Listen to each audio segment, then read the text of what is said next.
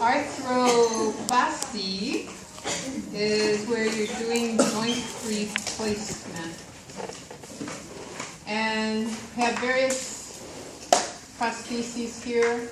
Got knee prosthesis here, and we've got knee prostheses here. Here they've replaced the surface of the tibia, and here they're just replacing the surface of the femur. Sometimes you need both, and sometimes you only need one surface replaced. These plastic, they're actually probably silicone inserts. Those are trying to mimic the job of the meniscus. The meniscus has been damaged, the articular cartilage has been damaged, and so they're resurfacing both parts of the femur. The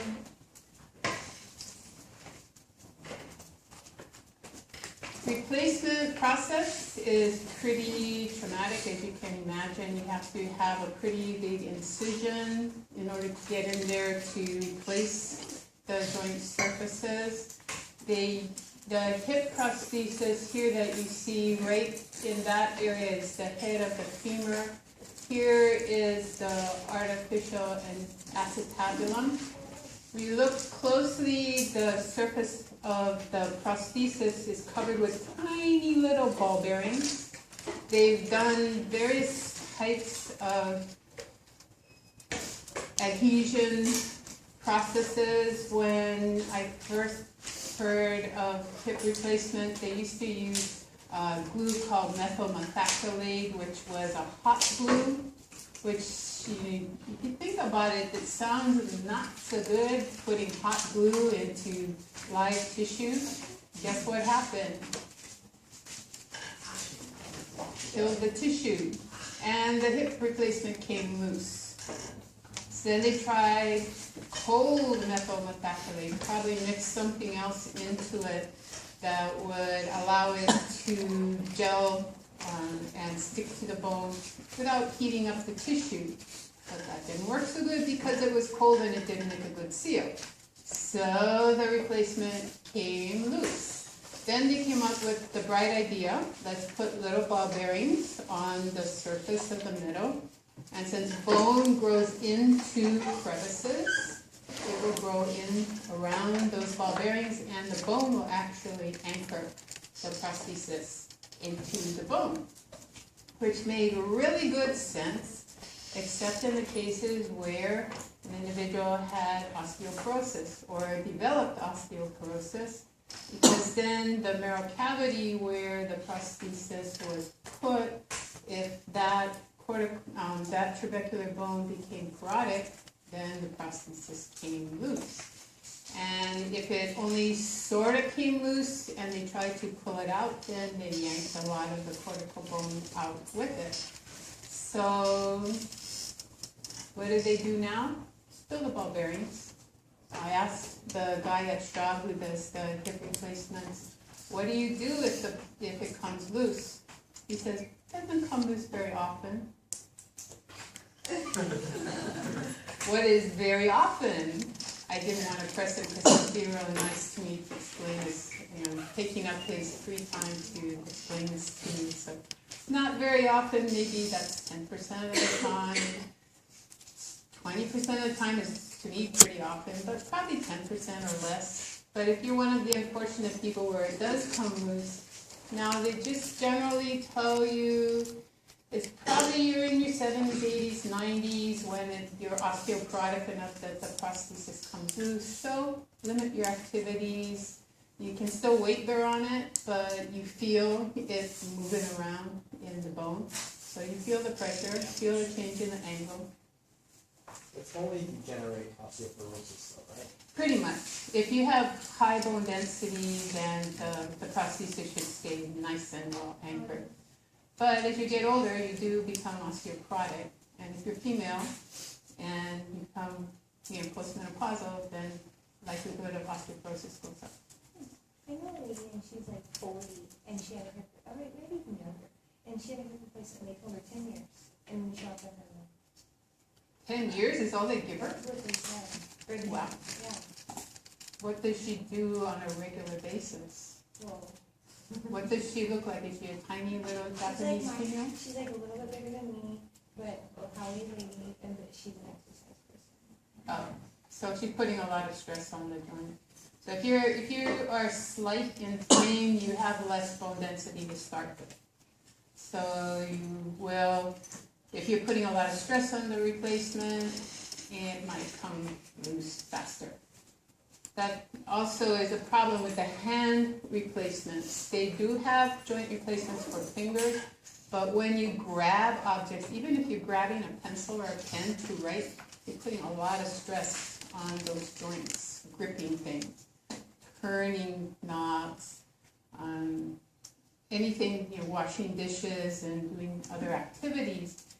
If you put too much stress on the joint, it's not the replacement that fails, but the bone around it that fails. And then if the bone shatters, then pretty much can't replace it. So finger replacements were a great idea, but they didn't work very well. Knee replacements, the larger the joint, the more successful the replacement. But you can't wait too long to go in for the surgery, because the longer you wait, the more, the weaker your muscle gets. The weaker your muscles get, the less successful the surgery is going to be, because you need the muscle strength to support this prosthesis. So you've got to time it pretty right. You don't want to do it prematurely, but you don't want to wait too long so that you have a very poor outcome. They've tried doing bilateral knee replacements, and the problem is when you have both knees that are in excruciating pain at the same time, if you don't move both knees, then adhesions will form in both knees, and then you have to go in and surgically move them, and then you have to recover from that. So although they've done it, they usually will do it one at a time. Sometimes the first experience is so bad they won't go in for the second one, but they do have a good knee to operate on, to ambulate on. So you want to, pretty much any surgeon now, any rehab from hip replacement or knee replacement, you go in the surgery on day 1, day 2, they have you up weight bearing by your bed, if not up weight bearing and walking on the replacement. They don't give you time to get too much fibrous connective tissue formed in the joint, which then means it's going to be harder to rehab. So they get you up and walking. They also want you out of the hospital as soon as possible, because hospitals are dirty places. They're full of bacteria. The longer you stay in a hospital, the more likely, and immobile, the more likely you're going to get pneumonia and die. You don't die from a hip fracture. You die from pneumonia, being in the hospital, incapacitated for too long. So aging, as you age, your muscles tend to get weaker. There's a decrease in estrogen and testosterone, so the steroid hormones will lead to that skeletal muscle atrophy. The elasticity of the muscle fiber, as you lose your myofibrils in parallel, muscle cell gets smaller, gets weaker, and there's less tighten, so less elastic inside the muscle cell. And then the connective tissue will also get tighter as the muscles get weaker, and that will lead to inflexibility. The less flexible you are, the more likely the movement is going to impinge on nerves, and it's either going to be uncomfortable to move or it's going to be painful to move. There are various reasons for decrease in exercise tolerance. As the whole muscle fiber gets smaller, it can exert less force, so you fatigue sooner. Also, there's a decrease in blood vessels to the skin, and you have less capacity to cool during exercise. That also limits exercise tolerance. There's a combination of muscle weakness and then changes in your skin and blood flow to your skin that limit the exercise tolerance. The ability to recuperate from injuries also decreases. The whole repair process is slower. There's less blood flow, there's less nutrients out there. There's less nutrients out there, the healing process is slower. The waste product removal is slower. The white blood cell arrival to phagocytose any damaged tissue is limited. So there's multiple reasons why muscle injury is taking longer to heal. More likely, fibroblasts will be replacing or at least sticking the tissue together, and adhesions will form. The two main types of problems with skeletal muscle, one is genetically passed down. There's several types of muscular dystrophy. These aren't things that you acquire. These are things that are genetically, you're predisposed to them. Whether the genes turn on or not, that's another factor. But usually in Duchenne's muscular dystrophy, the MD is for muscular dystrophy, not for medical doctor. Okay, so Duchenne's muscular dystrophy, that if a male child has it, usually the younger siblings will also have it. It appears when the child begins to walk, and then the gait looks kind of strange, and then it will just progressively get worse the older the child gets. The joints will become less stable because the muscles are fragmenting and they're getting phagocytosed. They're decreasing in number, and fat will replace the skeletal muscle. They have a normal allele, but when you have a normal allele, you make a protein called dystrophin, and that protein will anchor actin to the plasma membrane. And when the dystrophin is abnormal, that anchoring doesn't occur, and that anchoring helps to stabilize the plasma membrane. If the dystrophin is not there or is abnormal, then the plasma membrane fragments. If the sarcolemma, that plasma membrane in the skeletal muscle fragments, that means phagocytes have the perfect right to come in there and chomp up the cell, get rid of that damaged cell. So over time, the more stress you apply to the muscles, the more muscle cells get damaged, and they slowly get phagocytosed and replaced by fat. The best place for these kids to exercise is in the water. So there's less weight bearing on the joint, and they use progressive resistance of the water to try and keep the muscles as strong as possible.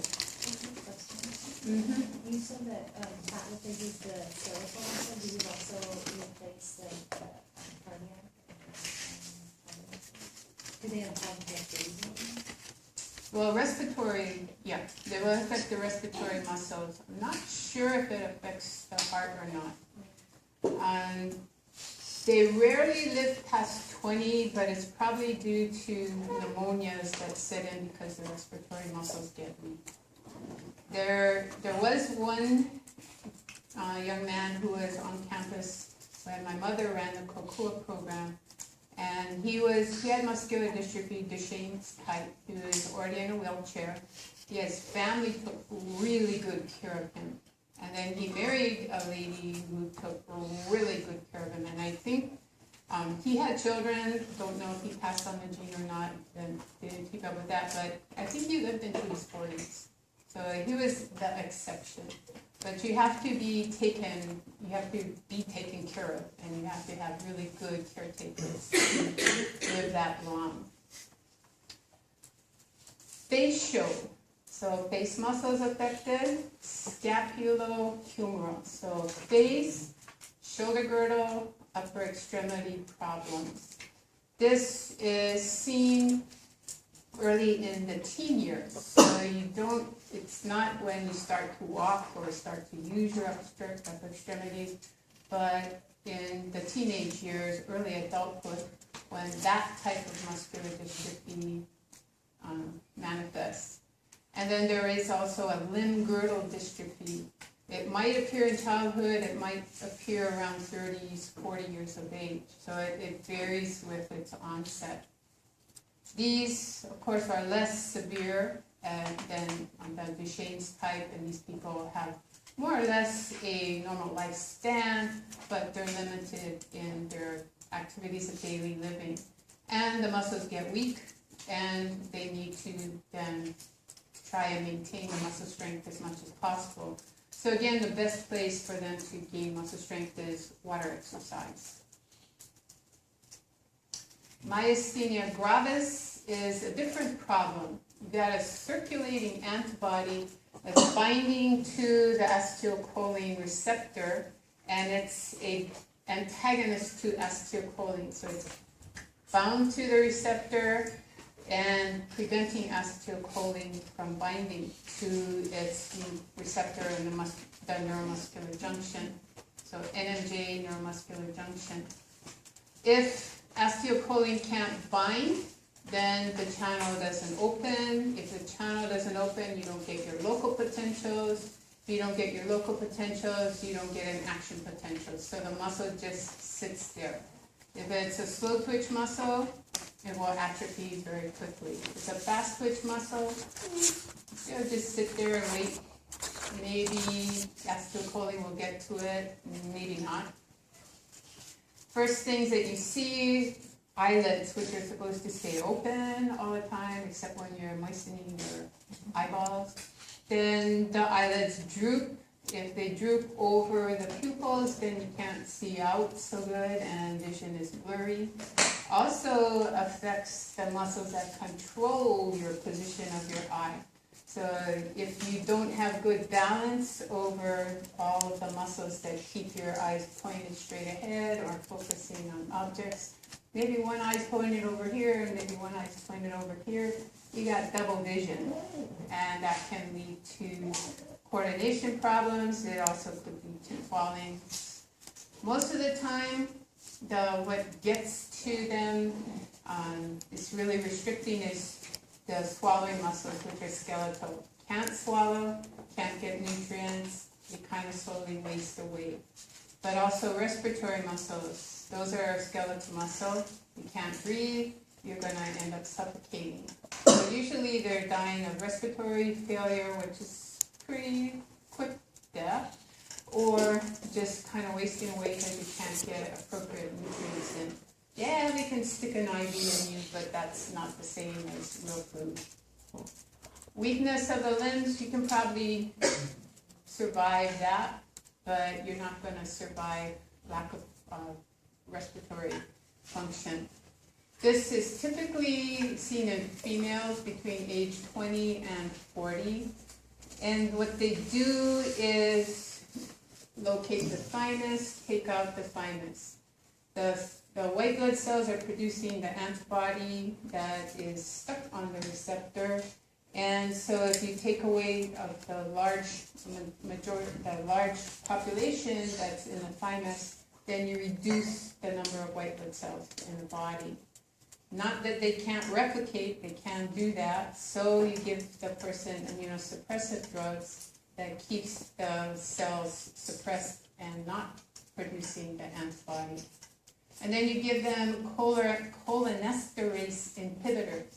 So acetylcholinesterase is the enzyme that breaks down acetylcholine. If you inhibit that enzyme, then acetylcholine will stay in the synaptic cleft longer and be more likely to bind to the receptor. Nothing stays bound to the receptor forever, so even the antibody will cycle on and off.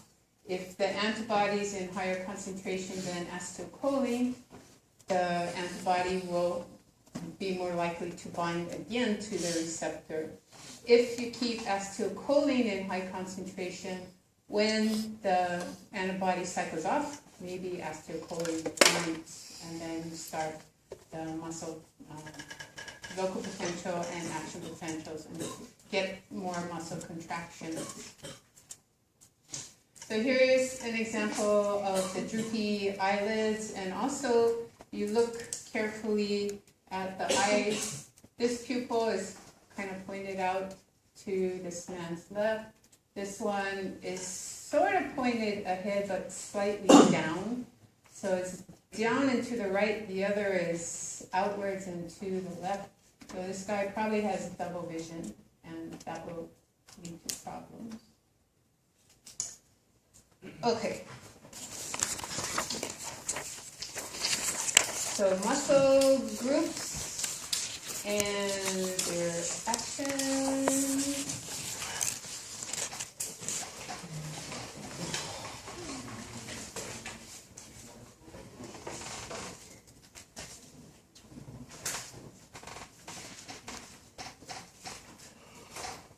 Terminology, I think I've already introduced this to you when we talked about sternocleidomastoid, but if I didn't, because it's another class that I'm thinking about, let's do it again. So contralateral means you're rotating to the opposite side.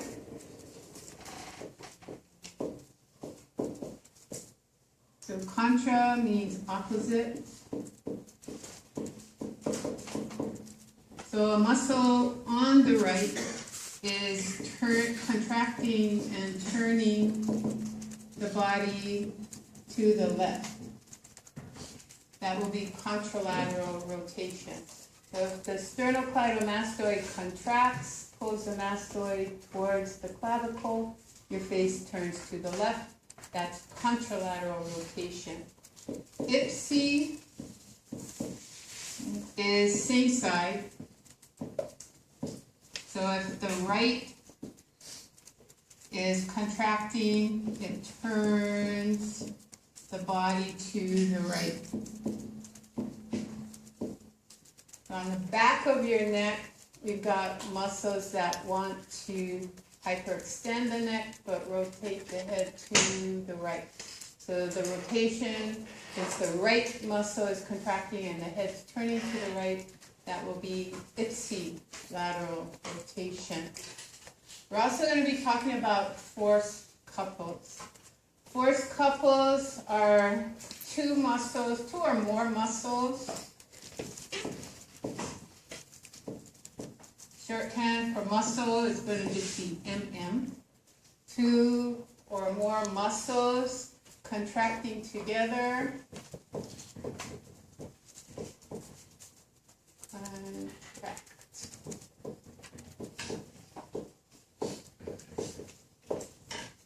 First thing that happens, their primary action is cancel. Second thing that happens, you get a third movement. So actions 1 and 2 are canceled. Third movement is something that you can't, there's no muscle in your body to perform.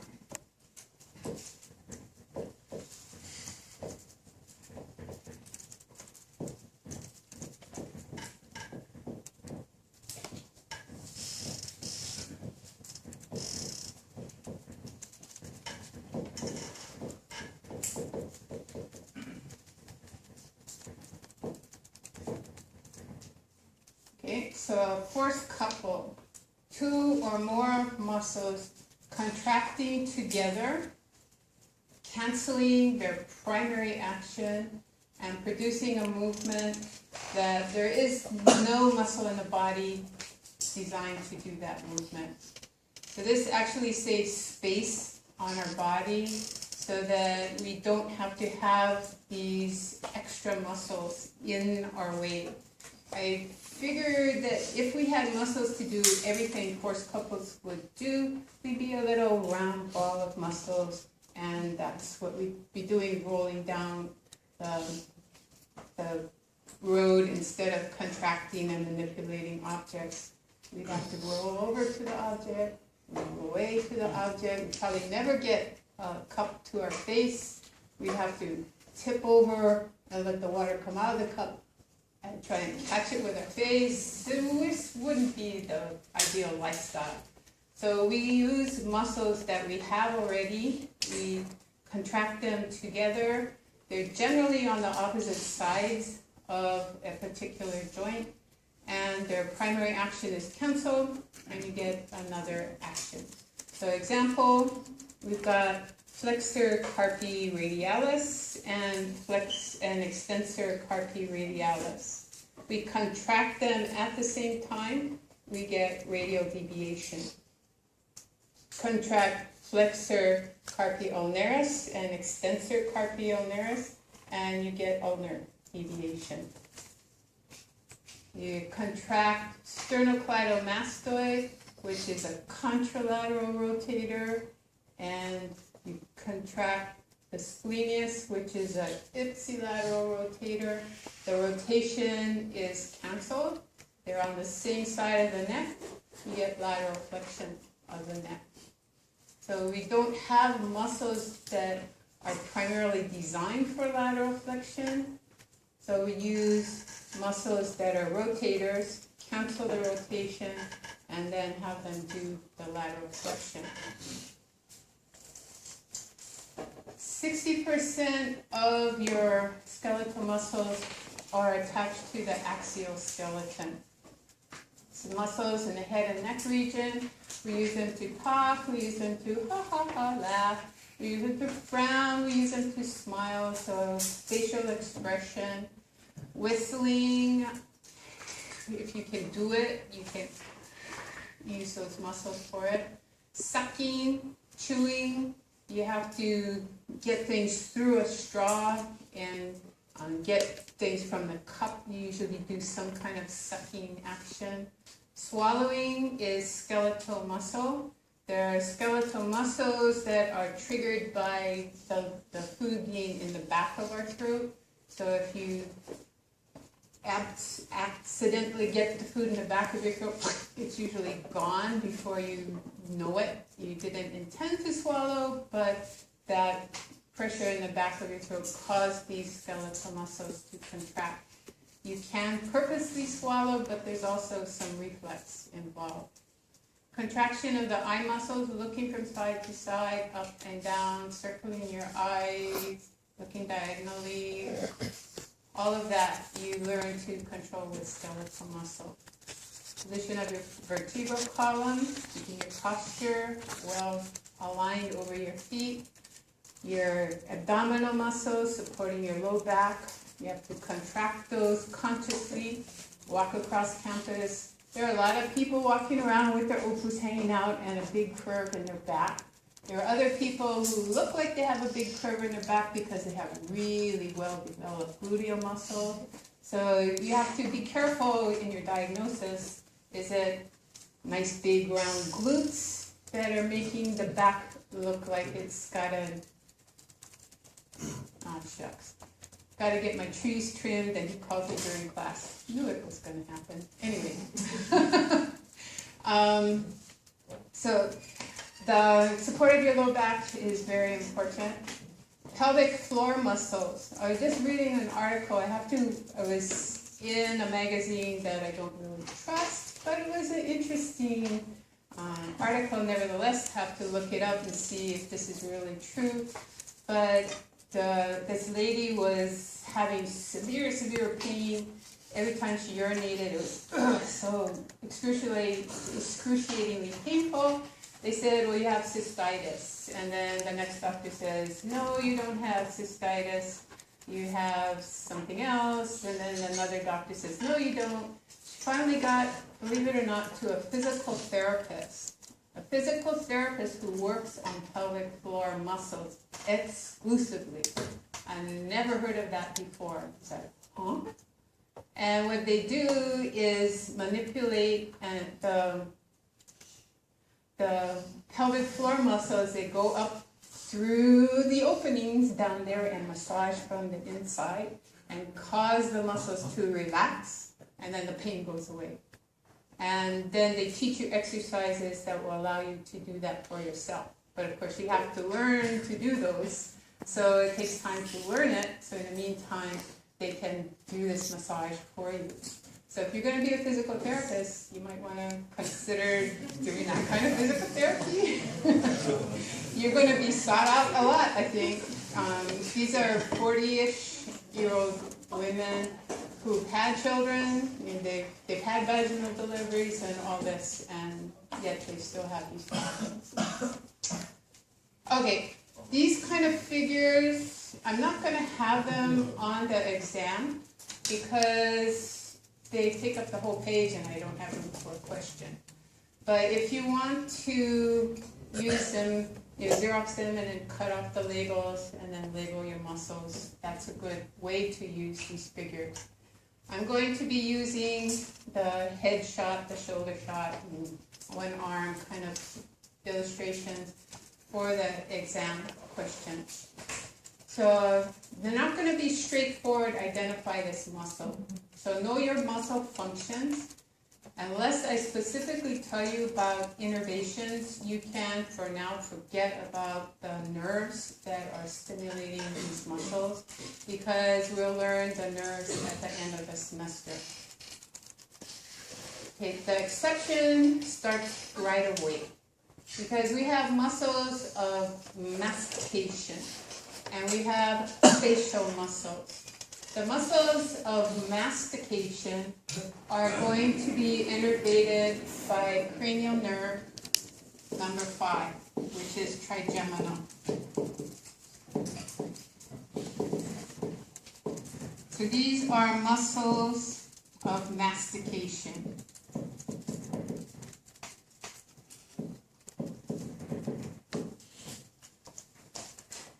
The muscles of facial expression are innervated by cranial nerve number 7, which is facial. So facial expression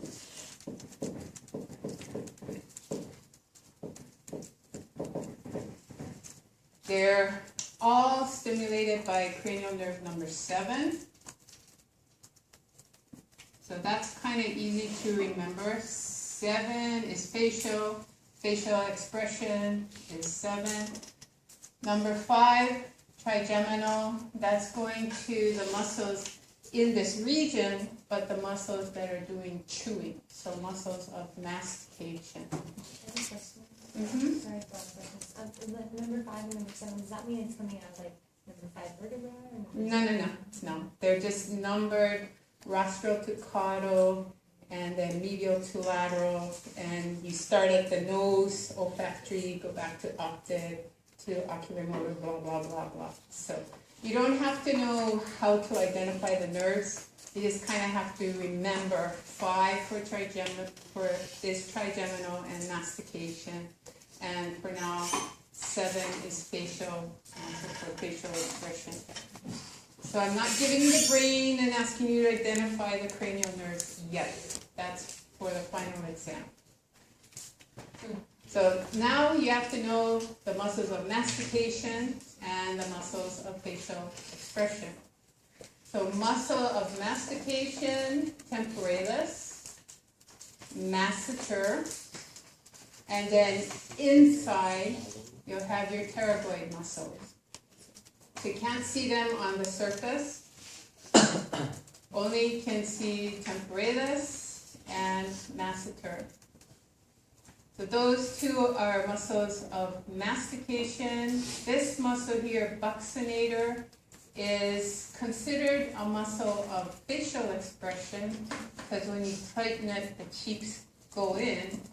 It's very important for mastication because it keeps your food in your oral cavity and not in your oral vestibule, which is between your lips, your cheeks, and your teeth.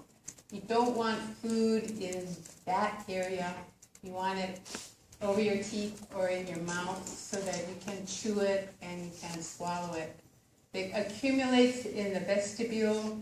It causes gum disease, causes cavities in your teeth. So you need to keep it where it's supposed to be.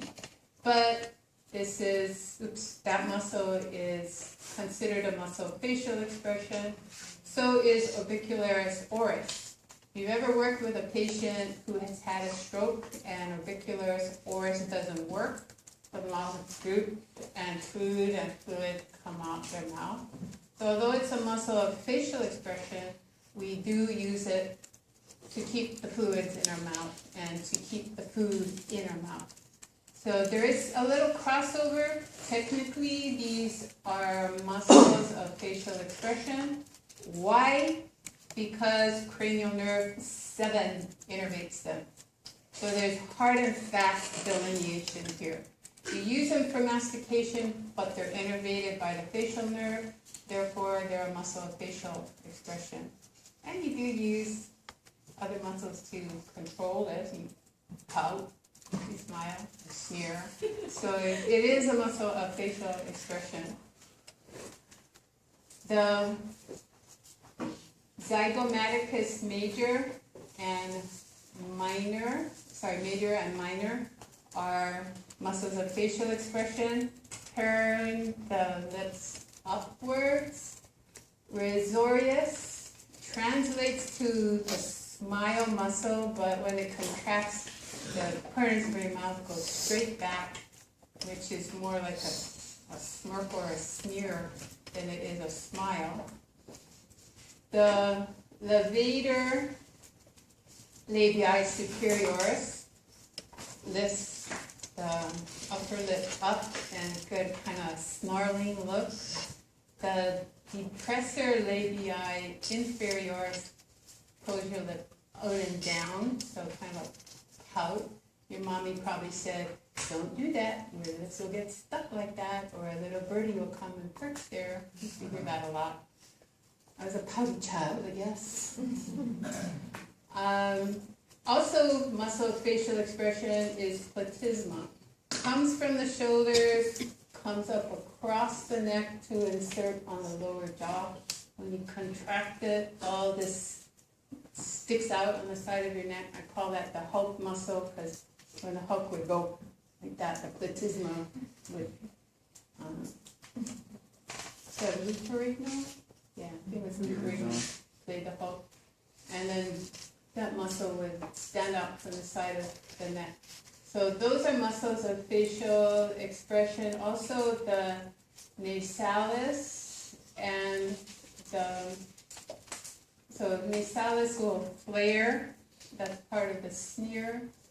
Orbicularis oculi for winking, blinking, smiling muscles, orbicularis oris as well. The mentalis just kind of crinkles the skin on the tip of your chin.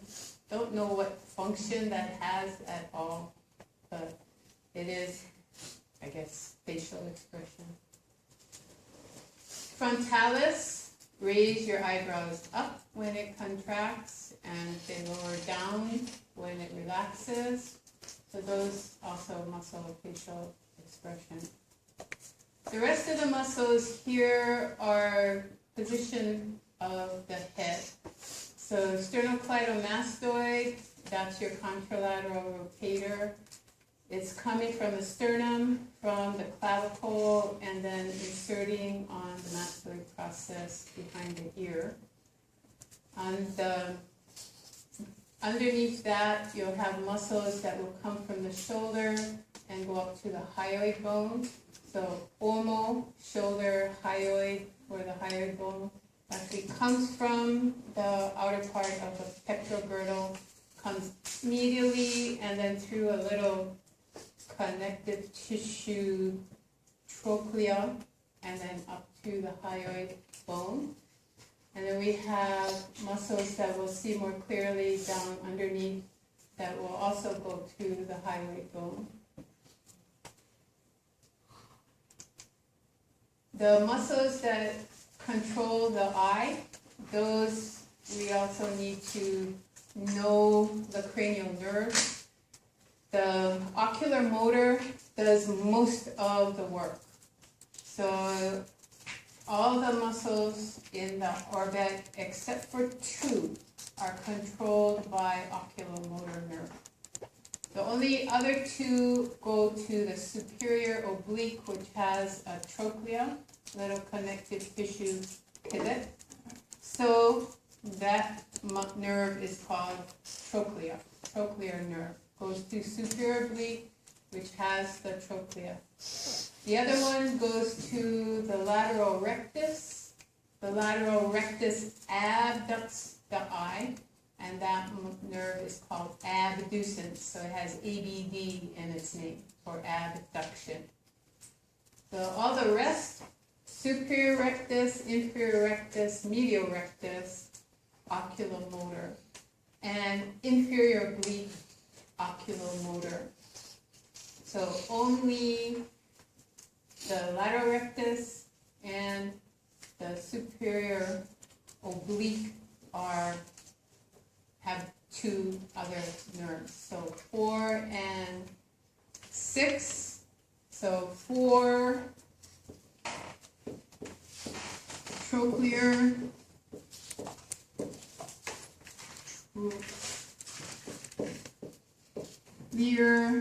and 6 ABD, abducens, and then 3 is oculomotor. 3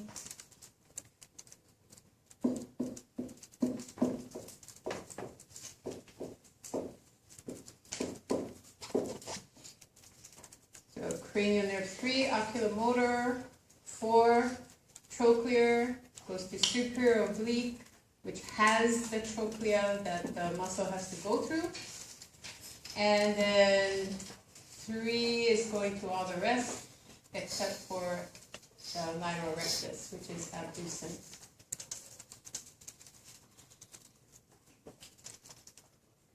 What does superior rectus do? Makes you look straight up. Inferior rectus makes you look straight down. Your medial and lateral rectus turn your eyes to the right or to the left. If you can contract both abducens at the same time, your eyes go out to the side. You contract both medial rectus at the same time, then your eyes cross medially. You can do that. I don't know of anybody who can control both abducens and get their eyes to go out to the side. If you want to rotate, you need a force couple. So if you contract the superior oblique, it's going to pull the back of your eyeball medially towards the trochlea. And then you use the inferior rectus to pull the eye down. You get medial and inferior rotation. If you use the inferior oblique, then the eyeball rotates medially. Use your superior oblique to continue on up. Then you have the superior medial rotation. To continue on out to the side, you just have to learn to control going from superior rectus to lateral rectus and then down to inferior rectus. So the lateral curl, you have to switch from inferior to lateral to superior rectus. No force couple really involved there. Just contract a little bit more of one and then less of the other to get the rotation. So muscles of mastication, again, review temporalis, masseter. Here are your pterygoid muscles. They're coming from the sphenoid bone, the medial and lateral pterygoid plates. The lateral pterygoid comes from the lateral pterygoid plate, and the medial pterygoid muscle comes from the medial pterygoid plate of the sphenoid bone. Lateral pterygoid, pretty much straight over to the mandibular process, where the mandibular ramus ends at the articular process, and then the medial is coming down to the inside of your jaw. The lateral and medial movement in the transverse plane, that's the pterygoid muscles. The muscles to, tongue for sticking out, pulling back, and controlling the lateral movements of the tongue. Those are by cranial nerve number 12, which is hypoglossal. Should be pretty easy to remember. Hypo, below, glossal tongue. So 12 is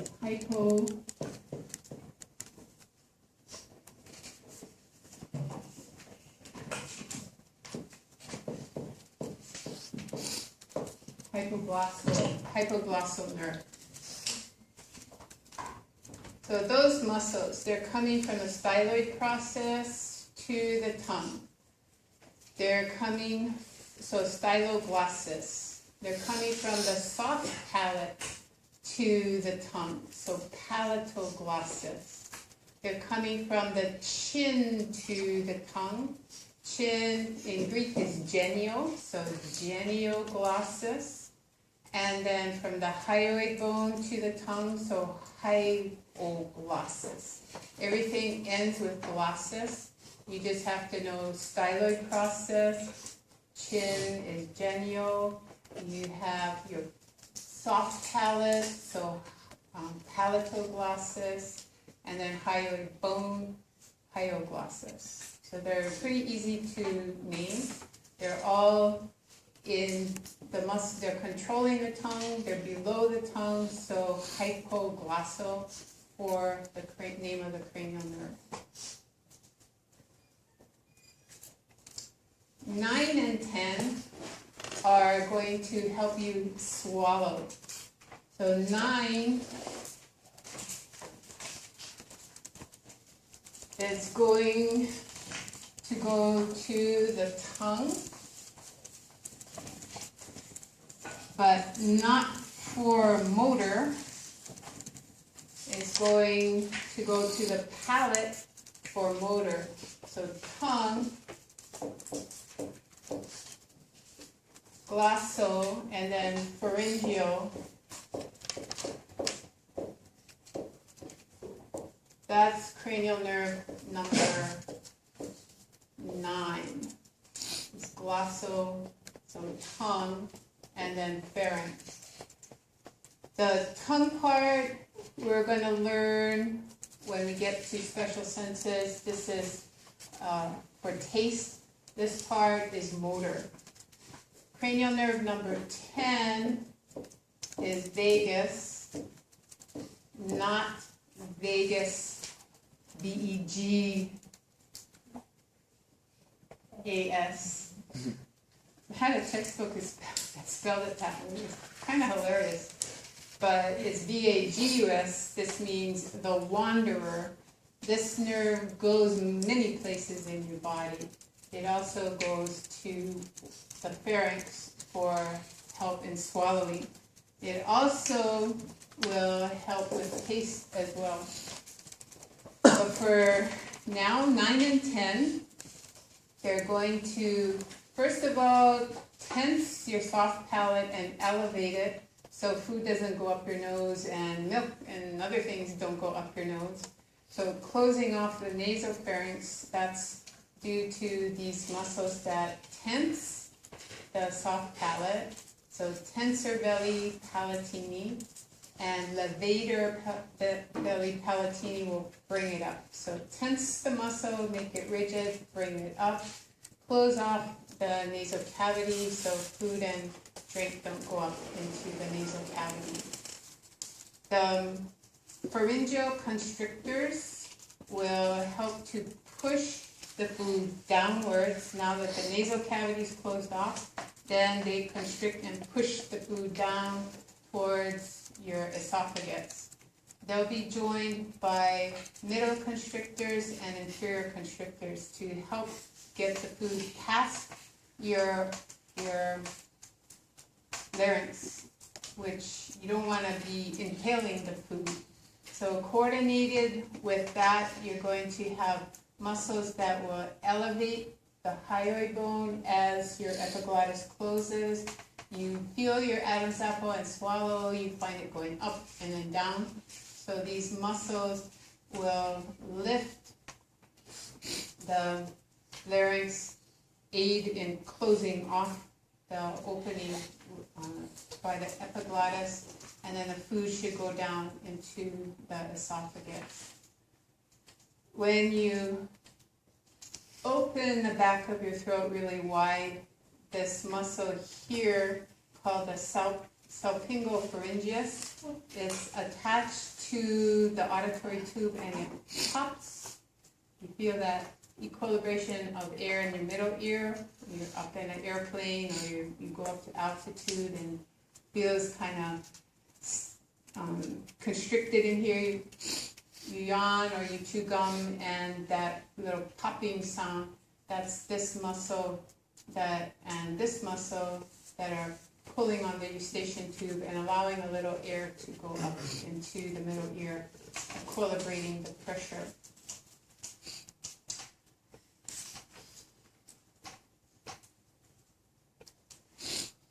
Better look at what are referred to as strap muscles in the neck.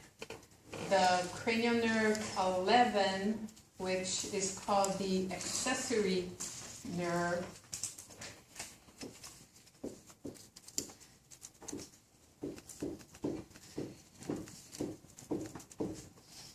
is accessory to the cervical plexus.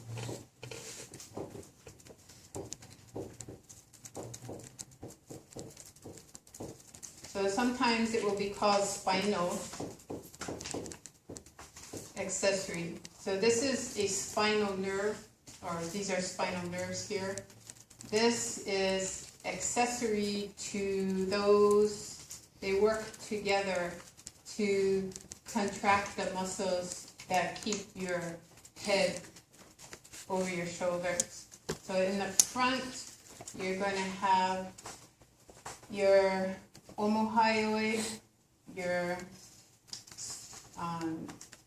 the sternohyoid and sternothyroid muscles, and then thyrohyoid muscles, and then the hyoglossus, mylohyoid, and geniohyoid muscles, also innervated by 11. Another view of the muscles that are attached to the hyoid bone. We've got mylohyoid, that's new from the previous muscle, and geniohyoid, that these are supporting the underside of your tongue. Mylo is referring to the molar teeth, and you have your premolars and your true molar. That's the location of that muscle. And then genio is chin, and that's going to your hyoid bone. So mylohyoid from your pre and real molars inwards, and then from your chin to your hyoid, that's your geniohyoid. Muscles of the vertebral column, they're superficial muscles, and they're also deep middle and then deep muscles. The deep ones are actually interconnecting either the spinous process or the transverse process, or the transverse and the spinous process. So they're manipulating the individual adjacent vertebrae, and they're either causing lateral flexion or lateral rotation or extension. And then we have muscles that run up the front of the vertebral column, and those will help with anterior stability of the vertebral column. But the muscles on the back, these are the ones that have deep, middle, and superficial. The superficial ones are up here moving the neck. These down below, they're underneath muscles like your latissimus dorsi, your rhomboids, your trapezius. You have to take those muscles off in order to get to these other muscles that help with the posture of your vertebral column. So superficial, you can actually feel these muscles in the back of your neck. Splenius capitis is the most medial. Splenius means in the shape of a bandage. So I'm not sure what kind of bandage this ever was, but splenius means in the shape of a bandage. That is more or less an extensor with a slight ipsilateral rotation to it. Semisplenalis and splenius, another bandage muscle, those are stronger ipsilateral rotators. You do ipsilateral rotation, you're going to find all these muscles, three muscles that are lateral to each other, all contracting during that ipsilateral rotation. When you have semisplenalis, that means the muscle is attaching to the spine, but only one of its attachment is going to the spinous process. The other is coming from the transverse process. So coming from the transverse process to the spinous process, you'll have spinalis muscle. Semispinalis, going from spinous process to spinous process, those will be spinalis muscles. So you look down to, well, we have to go deeper to see that. Go further down, you've got a muscle group called erector spinae. Keeping your vertebral column erect, you have this group of muscles. One that starts in the lumbar region, down in the sacral region, and goes up to the thoracic region. Another that starts in the sacral and lumbar region and just goes up to the lower thoracic region. So this lateralmost muscle is coming from the iliac bone to the lower thoracic nerve, so it's called the iliocostalis. So from the iliac bone to the ribs, iliocostalis. The more medial one is going up to the middle of the thoracic region, is traveling a longer distance, so they call it the longismus. It stops at the thoracic region, it's longismus thoracis. If it goes up into the cervical region, it's longismus cervicis. If it goes up into the cranial region or to the head, then it's longismus capitis. So these muscles that are traveling quite a good distance, they'll have that first word being longismus. The iliocostalis, crossing the lumbar region, iliocostalis lumborum, and then you have iliocostalis thoracis, and then iliocostalis cervicis, and that's it. The deeper muscles, take these muscles on the right off, then you're going to see a middle group, intermediate group, and these are your multifidus. They'll come from the transverse process of the lumbar vertebrae up to attach to the spinous process up above, vertebrae several sections above, and when they contract, they're going to pull the spinous process towards the transverse process. This is going to cause what kind of rotation? So you contract on the right, from the right transverse process to the spinous process. It's going to rotate you that way. So right, I'm saying right, but I'm meaning left. Left is contracting and you're turning to the right, contralateral. Sorry about that. If you contract on the left, you're pulling the spinous process towards the transverse process. When that happens, the front of your vertebrae, the spinous process is going to the right, the front of your vertebrae has to go to the left. So that's contralateral rotation. Then deepest You have these rotatory muscles that are going from a transverse process to the spinous process